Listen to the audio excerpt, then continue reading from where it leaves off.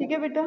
तो basically cellular respiration is the, और वो एनर्जी कहाँ पे है हमें पता है कि वो कार्बन कार्बन बॉन्ड में है, जो सारे आपका कंपाउंड बना हुआ है ग्लूकोज का, उसके कॉम्प्लेक्सेस के जो बॉन्ड है कार्बन कार्बन, वहां पे एनर्जी स्टोर हुई है। ये प्रोसेस हम लोगों ने फोटोसिंथेसिस में पढ़ा। क्लियर। उसका अपोजिट यहाँ पे चलेगा, उसी बॉन्ड्स को ब्रेक डाउन करना है एंड एनर्जी को यूज करना है।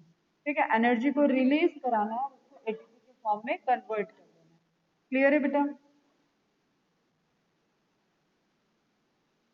ठीक है। तो breaking of carbon carbon single bond of complex compound through oxidation within the cells, leading to release of considerable amount of energy, and the trapping of this energy for synthesis of ATP is called cellular respiration। तो definition आपका एकदम clear है। ठीक है, जो भी energy थी store है उसको ब्रेक करना है, बॉन्ड को ब्रेक करना है, एनर्जी को रिलीज करना है एंड उसको एटीपी के फॉर्म में कन्वर्ट कर लेना है। ड्यूरिंग सेलुलर रेस्पिरेशन और oxidation within a cell, all the energy contained in compound is not released in a single step। एक सिंगल स्टेप में ऐसा कोई प्रोसेस नहीं होगा कि C6H12O6 को ब्रेक डाउन कर दिया और उससे कार्बन डाइऑक्साइड रिलीज हो गई, वाटर रिलीज हो गया और एनर्जी रिलीज हो गई एटीएम। तो ये मल्टी स्टेप प्रोसेस है, अलग अलग लोकेशन पे प्रोसेस हो रही है यहाँ पे different different. Clear? Not released in a single step, because in single, if the complete energy is released, it may be converted into heat. So the energy during cellular respiration is released in a series of slow stepwise reaction controlled by enzymes, और पूरा जो होगा enzymatic control reaction होगा। Clear? And it is trapped as chemical energy in the form of ATP। ATP thus synthesized is broken down whenever and wherever energy needs। Cell के metabolism के according ATP use होता जाएगा। Hence ATP act as the energy currency of the cell. Common सी बात है बेटा, आप glycolysis की प्रोसेस कर रहे हो, उसमें ग्लाइकोलिसिस में एटीपी का फॉर्मेशन भी हो रहा है और एटीपी का कंजम्पशन भी हो रहा है, यूज भी हो रही है। ठीक है, तो एटीपी की जैसे रिक्वायरमेंट होगी उसके अकॉर्डिंग एटीपी जो जनरेट हुआ है वो सेलुलर मेटाबॉलिज्म में important रोल प्ले करेगा। The compounds that are oxidized during the process of cellular respiration are called respiratory substrate। respiratory substrate जो कंपाउंड का ऑक्सीडाइज हो रहा है जो कंपाउंड, ठीक है, इट मीन्स कि ग्लूकोज, कार्बोहाइड्रेट, ठीक है, कॉम्प्लेक्स की बातें करें तो प्रोटीन्स हो गए, ऑर्गेनिक एसिड्स हो गए, डिफरेंट फैट्स हो गए, जिसको भी हम रेस्पिरेशन में यूज कर रहे हैं, जिससे हम बॉन्ड ब्रेक करके एनर्जी को लेंगे, वो सभी क्या हो जाएंगे? Respiratory substrate. और मोर फ्रिक्वेंटली यूज होने वाला क्या है? Carbohydrate. These are usually carbohydrate, but except these, fats, protein, and organic acid can also be used as respiratory substrate। Primary carbohydrate, mainly glucose, ठीक है, C6H12O6, are used as respiratory substrate in the absence or less availability of carbohydrate। अगर glucose नहीं available है तो other respiratory substrate को भी use करेंगे, जिसमें लिपिड्स, फैट और प्रोटीन। ठीक है, फैट का ब्रेक डाउन, जैसे स्टार्वेशन के केस में वहां पे क्या होगा? फैट ब्रेक डाउन होगा, प्रोटीन्स यूज होंगे, जो बॉडी में स्टोर्ड फॉर्म में है उनको तोड़ के यूज करेगा। लेकिन सेलुलर मेटाबॉलिज्म या पूरे ओवरऑल बॉडी की एक्टिविटी के लिए जो एनर्जी चाहिए वो एनर्जी के लिए वहां पे रिएक्शंस होते जाएंगे। क्लियर है बेटा यहाँ तक? ठीक है, फिर अलग अलग आपको दिया हुआ है कि सबस्ट्रेट और उसकी ग्रॉस कैलोरिक वैल्यू क्या है, फिजियोलॉजिकल वैल्यू क्या है, ये सारी चीजें आप ध्यान में रखो। कार्बोहाइड्रेट का 4, प्रोटीन का 5.65 ग्रॉस कैलोरी होता है, और फिजियोलॉजिकल वैल्यू पूछता है तो उसको भी ध्यान में रखो। 4 प्रोटीन का होता है, फैट का 9 होता है। The sequence of use of respiratory substance, जो सीक्वेंस है उसमें क्या है? सबसे पहले कार्ब्स को, देन फैट को, जो डिपॉजिट फैट है उसको यूज करेगी बॉडी, एंड देन अगर फैट भी अनअवेलेबल हो रहा होगा, प्रोटीन, फिर उसके बाद प्रोटीन को तोड़ेगी। क्लियर? जो स्ट्रक्चरल मॉलिक्यूल है जो बॉडी को बिल्डअप करने में यूज हुए हैं, ग्रोथ में यूज हुए हैं, वो प्रोटीन्स होते हैं, उनका नंबर सबसे लास्ट में आता है। Organic acids such as malic acid can be used as respiratory substrate in some plants under certain conditions। ठीक है, मैलिक एसिड को भी as a respiratory product use करते हैं। देखो जहां जहां कार्बन कार्बन बॉन्ड है वहां एनर्जी है, सिंपल सी बात है। उसी एनर्जी को ब्रेक डाउन, उस बॉन्ड को ब्रेक डाउन करके उस एनर्जी को लेना है। ठीक है, तो वो सारे प्रोडक्ट क्या हो जाएंगे, एज अ सबस्ट्रेट वर्क करने लगेंगे जो कार्बन के ऑर्गेनिक एसिड मॉलिक्यूल हैं। क्लियर है बेटा, तो रेस्पिरेटरी सबस्ट्रेट हो जाएंगे वो। अब now feature of cellular respiration की अगर प्रॉपर्टी की बात करें तो it is N amphibolic process. Amphibolic process क्या होता है, एम्फीबॉलिक क्या होता है बताओ, what do you mean by amphibolic?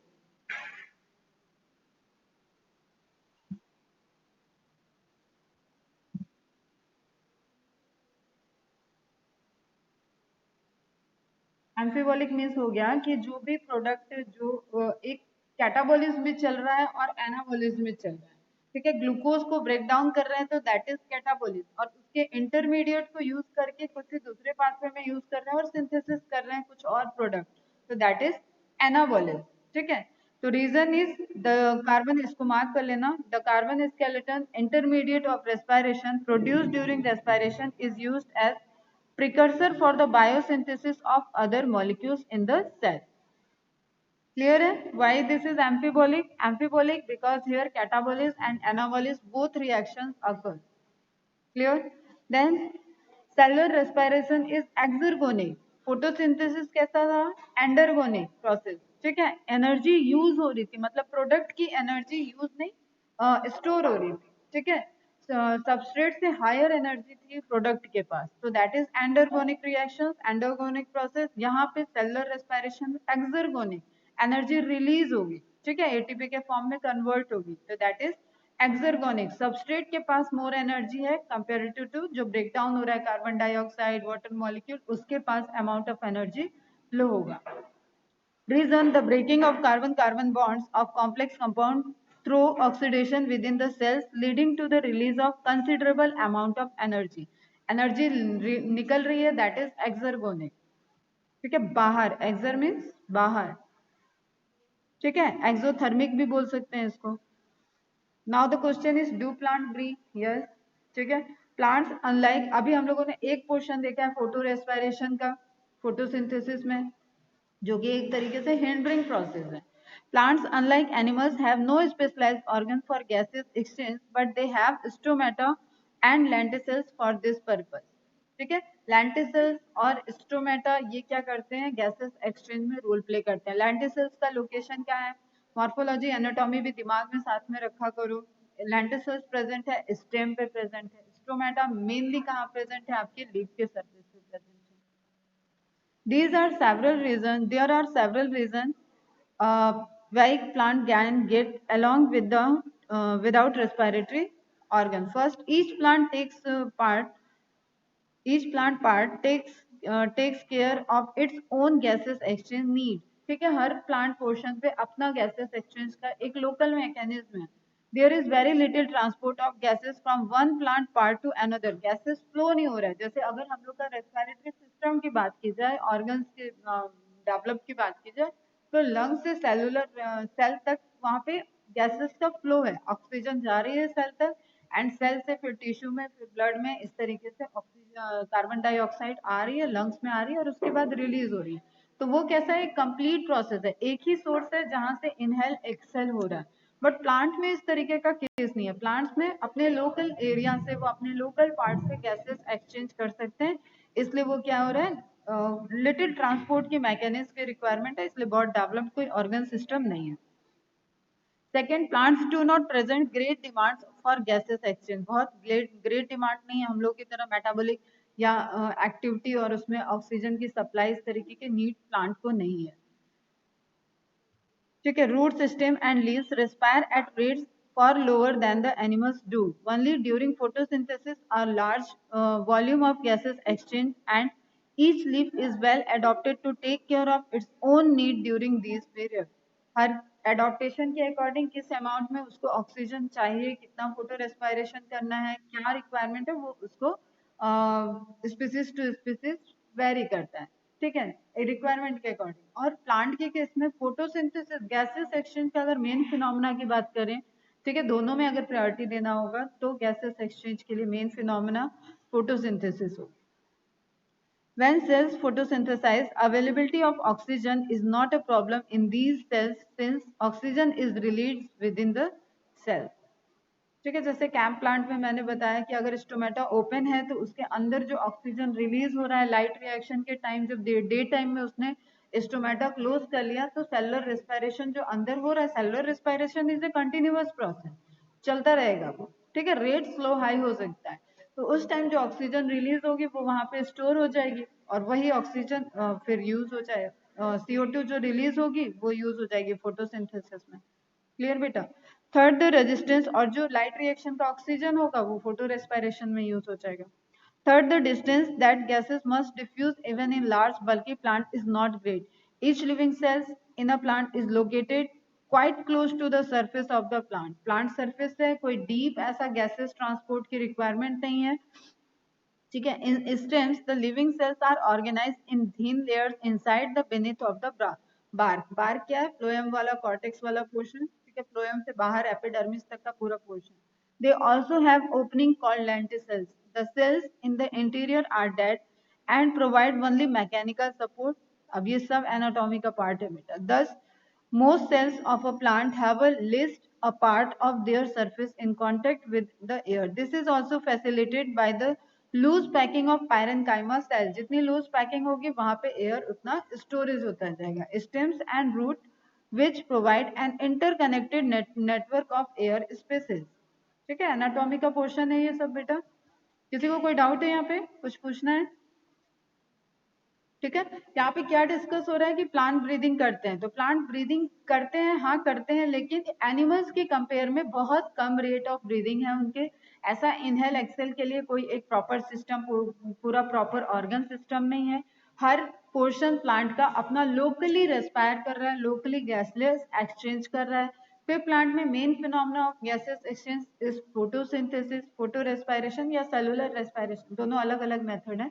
Cellular respiration में आपका जो प्रोसेस हो रहा है, जो प्रोसेसिंग पूरी चल रही है, उसमें जो यूटिलाइजेशन है, ठीक है, that is totally dependent on वो प्लांट पोर्शन कहाँ पे प्रेजेंट है, कैसे उसको यूटिलाइज करना है, कितना वो सरफेस एरिया के नियर है।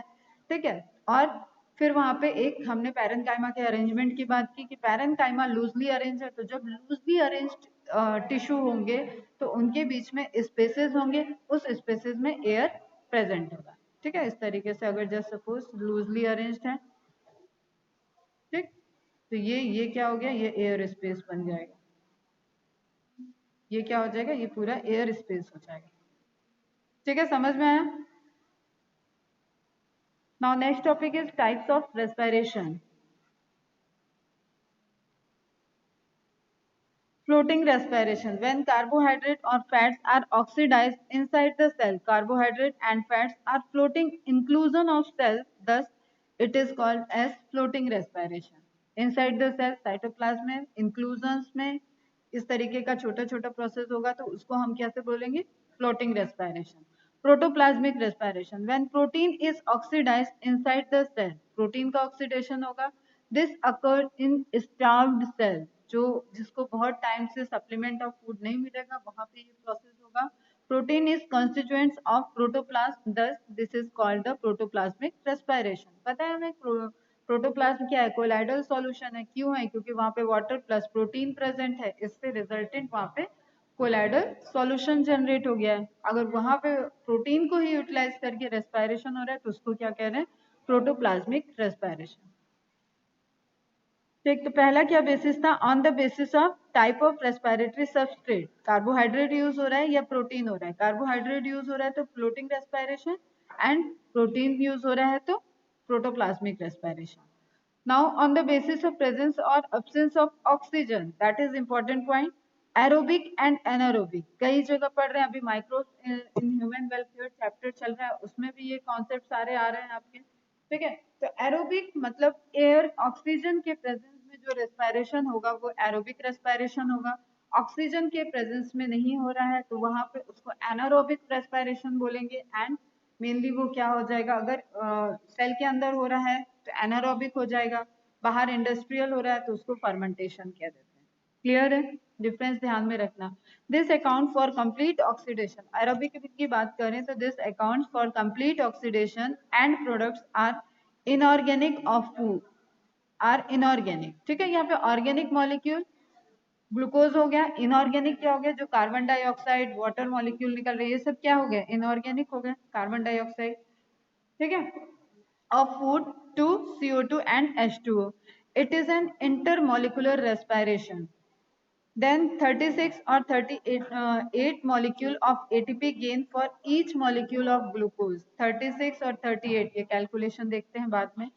ठीक है, मेनली एनिमल के केस में क्या होगा 36 मॉलिक्यूल एंड प्लांट के केस में क्या होगा 38 मॉलिक्यूल, और टोटली वैसे एनिमल के भी केस में क्या हो जाता है 38 मॉलिक्यूल। इट डिपेंड्स कि मेम्ब्रेन पे एफएडी आया है क्या रिसीव करने, जो माइटोकॉन्ड्रियल मेम्ब्रेन पे अगर वहां पे आएगा तो 2 एटीपी का लॉस हो जाता है। देखेंगे हम लोग मैकेनिज्म में बात करेंगे। नेक्स्ट है NADH is oxidized to NADP, NAD plus, NADH oxidized to NAD plus vigorously, and oxygen remove hydrogen from the system and act as the final hydrogen acceptor. Oxygen remove hydrogen from the system and act as the final hydrogen acceptor, और ये कहाँ आएगा last last एकदम electron transport system के पास last step में oxygen की entry होगी। ठीक है, रिएक्शन क्या होता है 6H12O6 6O2 6H2O, break down होगा 6CO2 release 12H2O water molecule release, और एनर्जी यही एनर्जी कन्वर्ट हो जाएगी एटीपी के फॉर्मेशन में। ठीक है, ये तो बात हो गई एरोबिक की। अब एनोरोबिक की बात करें, account for only a partial breakdown. यहाँ पे क्या होगा पार्शियल ब्रेकडाउन, यहाँ पे सिर्फ ग्लाइकोलिसिस की प्रोसेस होगी और फिर उसके बाद लैक्टिक एसिड पाथवे या इथेनॉल प्रोडक्शन का पाथवे चलता है, एनारोबिक पाथवे देखेंगे वहां पे बात करेंगे। It is an intramolecular respiration, there is a gain of only 2 molecules of ATP for each molecules of glucose। कहाँ पे ये ATP रिलीज होंगे ग्लाइकोलिसिस पाथवे में। ठीक है, और इन अब्सेंस ऑफ ऑक्सीजन है तो कोई वहां पे तुम्हारी क्रेब साइकिल चलेगी नहीं, कोई इलेक्ट्रॉन ट्रांसपोर्ट सिस्टम चलेगा नहीं, इसलिए सिर्फ और सिर्फ ये जो एटीपी ग्लाइकोलिसिस में फॉर्म हुए वही यहाँ पे एटीपी का काउंट में काउंट किए जाएंगे। ठीक है, NADH is oxidise to NAD plus rather slowly, और फर्मेंटेशन का एक तो बेनिफिट या एक प्लस पॉइंट यही है कि NAD प्लस हमें फिर से फ्री मिल जाए, इसलिए फर्मेंटे सॉरी एनारोबिक रेस्पिरेशन का एक प्लस पॉइंट में इसको ऐड करते हैं। ऑक्सीजन इज एब्सेंट तभी तो एनारोबिक है। Hydrogen acceptor in the system is either acetaldehyde, या तो एसिटाल्डिहाइड है अगर हम अल्कोहलिक फर्मेंटेशन की बात करेंगे, या पायरुवेट हो जाएगा, या पायरुविक एसिड भी बोल सकते हैं उसको ड्यूरिंग लैक्टिक एसिड फर्मेंटेशन। तो ये इंपॉर्टेंट पॉइंट है बेटा, डायरेक्ट क्वेश्चन है सब।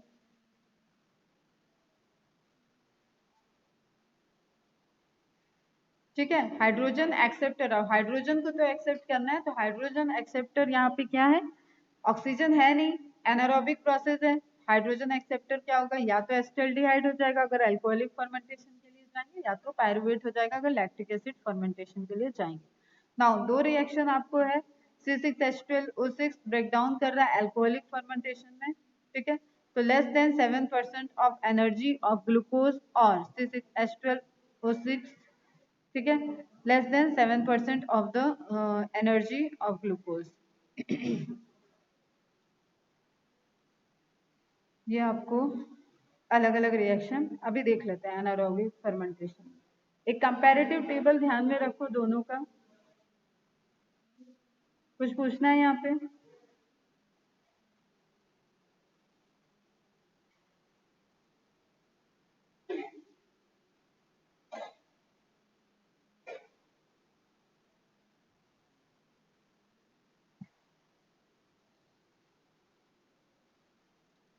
कोई क्वेश्चन?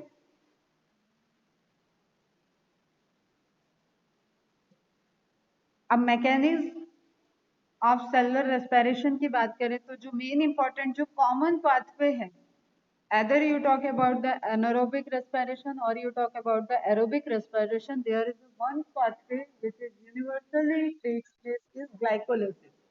क्लियर है? तो ग्लाइकोलिसिस एएमपी, एएमपी कहाँ से आया हुआ है ये क्वेश्चन आ जाता है, एमडेन मेयरऑफ एंड पार्नास साइंटिस्ट के नेम है, वहां से उस पाथवे को क्या बोला गया है EMP pathway. The term glycolysis has originated from the Greek word glykos, which means sugar, and lysis means splitting of sugar. This process is glycolysis. The scheme of glycolysis was given by Gustav Amaden, Meyerhof, and Parnas. So glycolysis is often called EMP pathway. In all living organisms, whether it is aerobic or anaerobic, the first step is cellular respiration, is partial breakdown or oxidation of glucose. ठीक है, पहला क्या है, aerobic हो या anaerobic हो, partial breakdown होगा glucose का, क्या बनता है, पायरुविक एसिड या पायरुवेट। ठीक है, यहाँ तो किसी को कोई डाउट नहीं होगा, कोई डाउट है तो पूछो।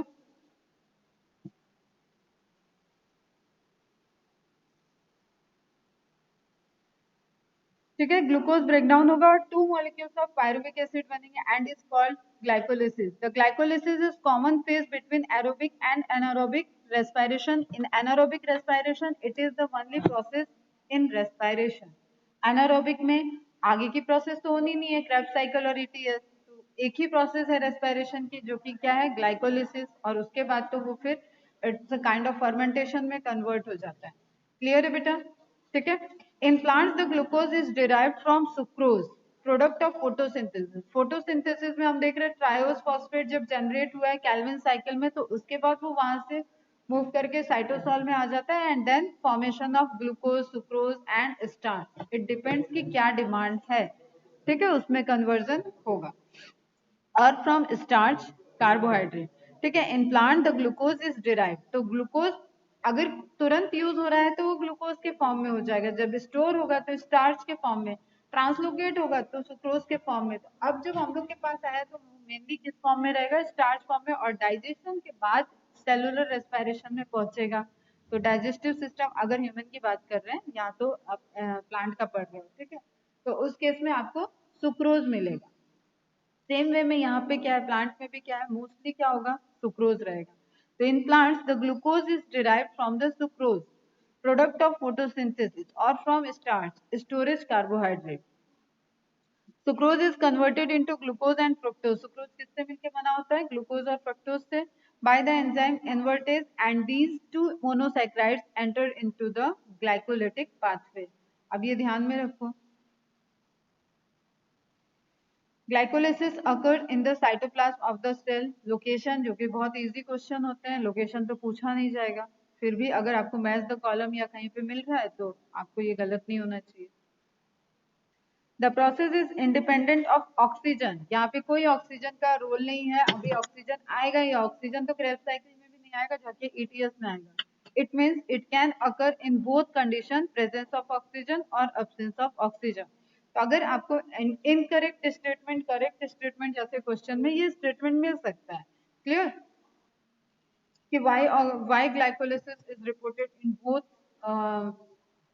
anaerobic and aerobic case, ठीक है, because there is no role of oxygen in the glycolysis pathway। glycolysis pathway में ऑक्सीजन का कोई भी रोल नहीं है।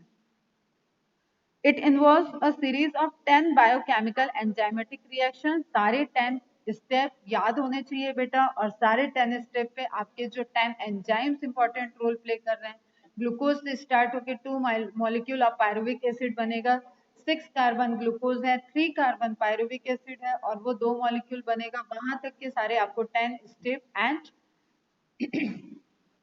आपको एंजाइम्स याद होने चाहिए। Glucose and fructose are phosphorylated to give rise to glucose 6-phosphate and fructose 6-phosphate respectively by the activity of enzyme hexokinase. जहां पे भी काइनेटिक एक्टिविटी होगी वहां पे एंजाइम के किस क्लास के एंजाइम यूज होते हैं, हेक्सोकाइनेज, ठीक है। This phosphorylated form of glucose, hexokinase kinetic activity मतलब एडिशन ऑफ फॉस्फेट ग्रुप।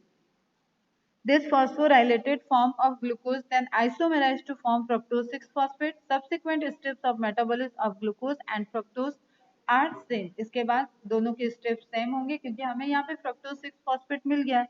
तो fructose अगर fructose से स्टार्ट करेंगे उसका phosphorylation होगा, तो वहां पे भी fructose 6-phosphate बन जाएगा, और उसके बाद आगे की पायरुविक एसिड के बनने की प्रोसेस सेम हो जाएगी, कॉमन हो जाएगी। The various steps of glycolysis are depicted. चलो सीधे हम लोग फिगर ही देख लेते हैं। ध्यान से इस फिगर, इस फ्लो चार्ट को देखो और इसको रिवाइज करो।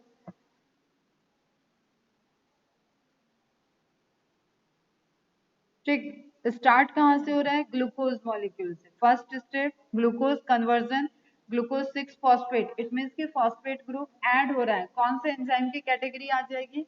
Hexokinase enzyme. Clear? ATP use होगा, एडीपी रिलीज हो जाएगा, और ये किस आयन के, किस एलिमेंट के प्रेजेंस में होगा? मैग्नीशियम आयन के। तो आपका न्यूट्रिशन एलिमेंट का भी क्वेश्चन है बीए, और यहाँ पे आपको ध्यान रखना है सभी hexokinase active kinase kinetic enzyme in presence of magnesium ion ही रोल प्ले करेंगे, एक्टिवली उस रिएक्शन को एग्जीक्यूट कर पाएंगे।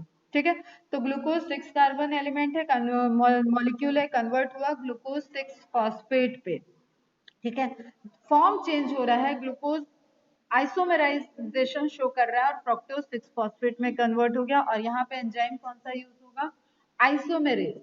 देन फ्रक्टोज 6 फॉस्फेट, फिर से फॉस्फेट ग्रुप ऐड होगा, बिस फॉस्फेट में कन्वर्ट होना जा रहा है, बिस या बाई सेम चीज है। ठीक है, बिस फॉस्फेट में, तो यहाँ पे फिर से काइनेटिक एंजाइम काइनेज आएगा, तो फॉस्फोफ्रक्टोकाइनेज। देखो किसको ब्रेक डाउन कर रहा है? फ्रक्टो किसमें ऐड कर रहा है? ब्रेक डाउन नहीं कर रहा है, सॉरी, किसको ऐड कर रहा है? कहाँ पे?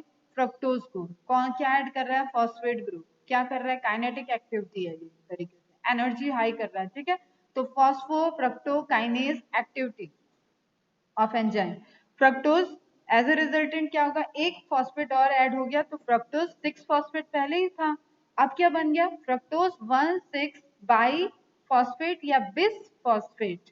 इज इट क्लियर बेटा? नाउ एल्डोलेज, एल्डोलेज, अब देखो ये 6 कार्बन है, इसको ब्रेक डाउन करेगा और 3 कार्बन कंपाउंड में कन्वर्ट कर देगा, तो क्या बनेगा? This is a kind of triose phosphate glyceraldehyde 3 phosphate. ठीक है, या DHAP का फॉर्मेशन होगा। DHAP क्या होगा? DHAP इज अगेन DHAP भी क्या है? 3 कार्बन है, ट्रायोस है, एक तरीके का ट्रायोस है। ठीक है, ट्रायोस फॉस्फेट का ही पार्ट है DHAP। तो ग्लिसरल्डिहाइड 3 फॉस्फेट आइसो अपने फॉर्म को चेंज कर लेगा और फॉर्म करेगा DHAP। क्लियर है बेटा? एंड देन आगे फर्दर प्रोसेस होगा, तो क्या फॉर्मेशन हो जाएगा? 1,3 बिस फॉस्फोग्लिसरिक एसिड, क्योंकि अब 3 कार्बन चल रहा है, तो क्या फॉर्मेशन होगा? डिहाइड्रोजनेशन की प्रोसेस होगी। डिहाइड्रोजनेशन की प्रोसेस में डिहाइड्रोजनेज एंजाइम यूज होगा, और यहाँ पे बन जाएगा 1,3 बिस फॉस्फोग्लिसरिक एसिड। अगेन आपका NADP प्लस यहाँ पे 2 प्रोटॉन को एक्सेप्ट करेगा और कन्वर्ट हो जाएगा टू NADH में, जो कि इलेक्ट्रॉन ट्रांसपोर्ट सिस्टम में यूज होगा एनर्जी को फॉर्म करने के लिए। क्लियर? फिर नेक्स्ट प्रोसेस में फॉस्फोग्लिसरेट काइनेज एंजाइम यूज होगा, इट मीन कि फिर से ADP से ATP बन रहा है, और ये क्या हो जाएगा? 3 phosphoglyceric acid. Clear? 3 phosphoglyceric acid, फिर से ये क्या है? 3 कार्बन, अब तो सब 3 कार्बन कंपाउंड ही रहेगा। तो फिर इसमें म्यूटेज यूज हुआ, म्यूटेज से इसका फॉर्म चेंज होगा और ये बन जाएगा phosphoglyceric acid, 2 phosphoglyceric acid, position change हो जाएगा फॉस्फेट ग्रुप का। ठीक है, इसका मैंने पूरा कंप्लीट तुम लोग को पाथवे स्ट्रक्चर के साथ भी दिखाया था क्लास में। फिर 2 फॉस्फोग्लिसरिक एसिड में एनोलेज एंजाइम वर्क करेगा, वाटर मॉलिक्यूल निकलेगा और यहाँ पे कन्वर्जन हो जाएगा 2 फॉस्फोएनॉल पायरुविक एसिड का formation, and then finally kinase enzyme फिर से आएगा। अब कौन सा काइनेज एंजाइम होगा? Pyruvic acid kinase, kinase enzyme है तो मैग्नीशियम आयन होगा, और यहाँ along with magnesium ion potassium ion भी प्रेजेंट होगा, ADP यूज होगी, ATP का फॉर्मेशन होगा, pyruvic acid as a resultant glycolysis का प्रोडक्ट बन जाएगा। तो 2 स्टेप हमें दिख रहा है जहाँ पे ATP का फॉर्मेशन हुआ, एक तो 1,3, अब क्वेश्चन कहाँ कहाँ से आता है वो देखो। 1,3 बिस फॉस्फोग्लिसरिक एसिड से 3 फॉस्फोग्लिसरिक एसिड के फॉर्मेशन में 2 मॉलिक्यूल ऑफ ATP सिंथेसाइज हुए। फिर यहाँ पे फॉस्फोएनॉल पायरुविक एसिड से पायरुविक एसिड के फॉर्मेशन में अगेन 2 ATP सिंथेसाइज हुए। टोटल ATP कितने हो गए? 4 ATP। और यूज भी हुआ है कहीं? ATP यूज हुआ है कहीं? फ्रक्टोज 6 फॉस्फेट से फ्रक्टोज 1,6 बिस फॉस्फेट में यूज हुआ था एटीपी, ठीक है, कंज्यूम हुआ था। क्लियर? ठीक है, तो उसको हम लोग माइनस कर लेंगे, नेट एटीपी निकाल लेंगे। नाउ एक आपको और पहले भी यूज हुआ है, तो 1 ATP 2 ATP, glucose glucose 6 phosphate, जहां पे भी फॉस्फेट ऐड हो रहा था, ठीक है, ग्लूकोज 6 फॉस्फेट, फ्रक्टोज 1,6 बाइफॉस्फेट, दोनों जगह पे एटीपी यूज होगा, तो पूरा आपका 2 एटीपी यूज हो गया, 1 एटीपी यहाँ एंड 1 एटीपी यहाँ। तो नेट गेन अगर पूछा जाए ग्लाइकोलिसिस का, तो 4 minus 2 is equal to 2 ATP. कुछ पूछना है ग्लाइकोलिसिस से?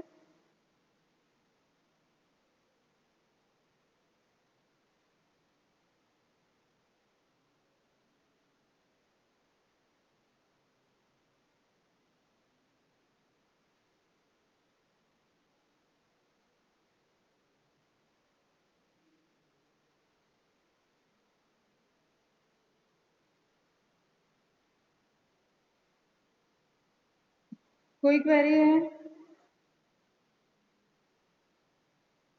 एंजाइम्स ध्यान में रखना, रिएक्शंस के स्टेप्स ध्यान में रखना। आवाज जा रही है ना, बारिश स्टार्ट हो गई है। चलो यहाँ पे अब कुछ पॉइंट्स देख लेते हैं, समराइज कर लेते हैं। In glycolysis no consumption of oxygen and no liberation of carbon dioxide takes place. ना कार्बन डाइऑक्साइड यहाँ पे रिलीज हुई है, ना ऑक्सीजन यहाँ पे यूज हुई है। In glycolysis one glucose break down into two molecule of pyruvic acid, ठीक है, and this is partial oxidation. अभी यहाँ से कार्बन डाइऑक्साइड रिलीज नहीं हुई है, ठीक है, तो पार्शियल ऑक्सीडाइजेशन हुआ है, ऑक्सीडेशन हुआ है, और पायरुविक एसिड का फॉर्मेशन हुआ है। Pyruvic acid is the key product of glycolysis, और ये आगे आपको gateway reaction and then Krebs cycle में पार्टिसिपेट करेगा। 2 NADH2, अब NADH2 किसने प्रोड्यूस हुए बेटा? दो molecule produce during the process enters into the ETS to produce 4 ATP। एक NADH2 से two molecule of NADH2 produced during the process and it enters into ATS। Electron transport system में ही सब जगह सारे जो ATP निकलेंगे वो बेटा इलेक्ट्रॉन ट्रांसपोर्ट सिस्टम में ही रिलीज होंगे।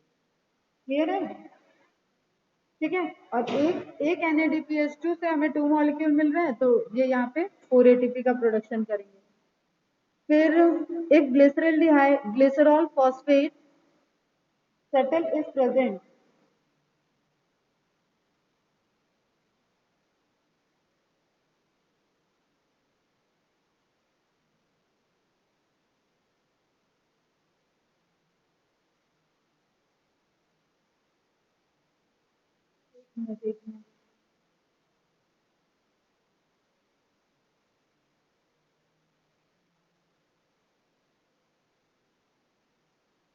एक NADH2 को ब्रेक डाउन करके 3 ATP प्रोड्यूस होते हैं ना, ठीक है, तो 2 ये सभी यूज होंगे। 2 NADH2 प्रोड्यूस ड्यूरिंग, हाँ, 3 ATP मॉलिक्यूल। ये सेंटेंस क्या कह रहा है, एक मिनट हमें सुनने दो, पढ़ने दो फिर से। 2 NADH2 produce during the process enter into ETS mitochondria to produce 4 ATP। If glycerol phosphate, अच्छा ये दूसरा है, ग्लिसरॉल फॉस्फेट सटल प्रेजेंट होगा तो उस केस में 4 ATP प्रोड्यूस होगा। शटल की बात किया है, ग्लिसरॉल फॉस्फेट शटल, दो तरीके के मैलेट शटल होगा और ग्लिसरॉल फॉस्फेट शटल। तो ग्लिसरॉल फॉस्फेट शटल होगा तो वहां पे FAD आ जाता है रिसीव करने के लिए, एंड मैलेट शटल होगा तो वहां पे NADH2 को रिसीव करने के लिए NAD वहां पे आएगा, तो उससे 6 ATP प्रोड्यूस होगा, 3, ठीक है, तो हर एक मॉलिक्यूल 3 ATP को देगा, तो टोटल कितने हो जाएंगे? 6 ATP। तो आगे का सेंटेंस मैंने देखा ही नहीं था, मैं कि ये क्यों 4 ATP लिखा हुआ। Now, this ATP formation is called oxidative phosphorylation। ठीक है, तो ये प्रोसेस, तो ये सारा यूटिलाइजेशन कहाँ पे होगा? ETS में, electron transport system. Substrate level phosphorylation when the substrate release energy, ठीक है, ऑक्सीडेटिव फॉस्फोराइलेशन ETS में हो रहा है, एंड जब सबस्ट्रेट को यूज करके फॉस्फोराइलेशन होगा तो उसको क्या बोलते हैं? Substrate level phosphorylation. When the substrate releases energy for phosphorylation of ADP, formation of ATP takes place without ETS. Then this method of ATP formation is called substrate level phosphorylation। जैसे अभी आपका glycolysis में बना 4 ATP, वो क्या था, substrate level phosphorylation. ठीक है, ऑक्सीजन यूज होगा, ऑक्सीजनेटेड होगा तो उसको क्या बोलेंगे, ऑक्सीजनेटेड फॉस्फोराइलेशन, ऑक्सीडेटिव फॉस्फोराइलेशन। जब तक सबस्ट्रेट से यूज हो रहा है तो उसको क्या बोलेंगे, substrate level phosphorylation. forms 4 ATP, 2 ATP consumed, so 2 ATP gained by SLP। ठीक है, टोटल गेन क्या हो गया, टोटल गेन कितना हो गया, 2 ATP का।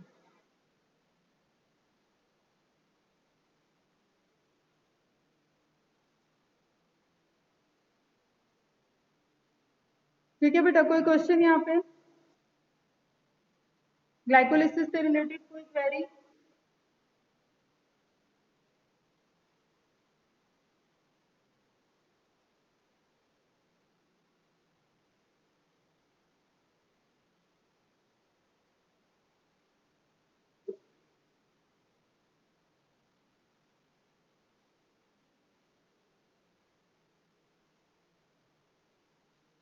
ठीक है, तो हमने यहाँ पे एक पाथवे का जो नाम आया वो ध्यान में रखना है हमें, कि जो ग्लिसरॉल फॉस्फेट सटल से या मैलेट एस्पार्टेट सटल से यूज होगा, और यही रिस्पॉन्सिबल है कि net gain of ATP 38 ATP आएगा या 36 एटीपी आएगा। ठीक है, 2 एटीपी यहाँ पे कम हो जाता है ग्लिसरॉल फॉस्फेट सटल में, एंड एस्पार्टेट सटल में आपका पूरा टोटल 38 एटीपी हो जाएगा, और दो जो कंज्यूम हुआ है उसको माइनस कर देंगे, टोटल 40 रहेगा, और नेट गेन की बात करें तो 38 होगा। वो देखते हैं हम लोग बाद में। ठीक है, पूरी प्रोसेस के लास्ट में देखेंगे। कोई क्वेरी है यहाँ पे?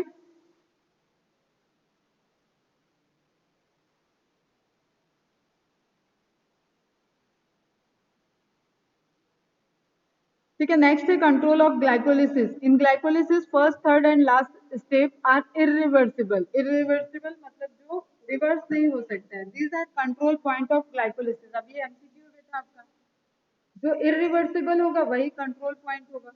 ठीक है, these are control points of glycolysis where process can be controlled if required.